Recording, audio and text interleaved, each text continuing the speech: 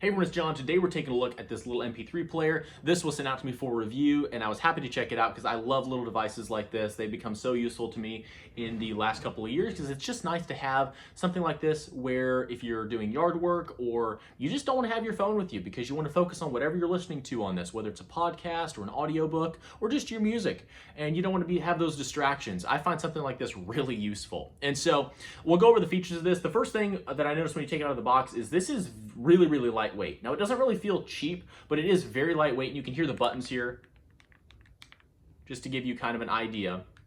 It's very straightforward, very easy to use. I'll just kind of show you the little interface here. We've just got our music. This does have an FM radio. You can put pictures on here. You can do voice recordings, and it does have a little tiny speaker on the back. I did test it. It's not amazing, and I think we would all expect that. You're going to want to probably plug in some earbuds to listen to anything, but it also has Bluetooth, which I thought was pretty cool. So if you do want to have, a little device like this, but I've been using the Apple AirPods Pro 2s. I connected those to this seamlessly, and even all the volume controls work. I could pause, play, skip songs. All that worked really well. So if you do want to have a little MP3 player like this, but connect it to your Bluetooth earbuds or headset, whatever it is, it absolutely works. But I think for me, I'm going to be using wired most of the time. And you do say, I did read in the manual, you get a better battery life doing that, which of course makes sense.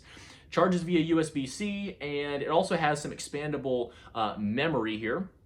Now there's nothing that's in the slot that it came with, and I want to make sure I tell you right. I believe this is 32 gig. It sure is. And so it has 32 gigs of storage built into the device, which for me is going to be perfectly fine. But if you do want to add more here, you can. And I believe in the manual it said an additional 128. So a lot of storage that you could put on here.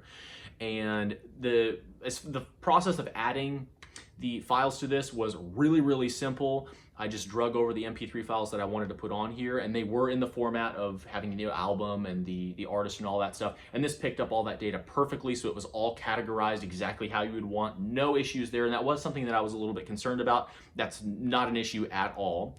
And let's see here. Something I do want to point out that's pretty important with this is if we press and hold this top button, I believe it is, yes, you'll see that it locks itself. That's a really nice feature because if you're putting this in your pocket, it's just going to make sure that nothing's going to happen. As you can see here, as we press buttons, they stay locked until we press and hold this for about 2 seconds, and then it comes back on.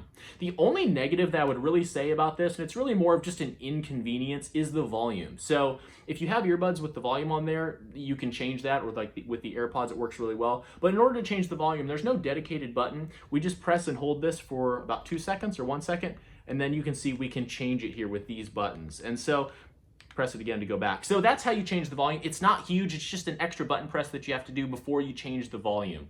That's really the only negative that I can say about this thing. And then we do have our on and off switch right here as well. But that's a quick little overview. Thanks for watching and enjoy the rest of your day.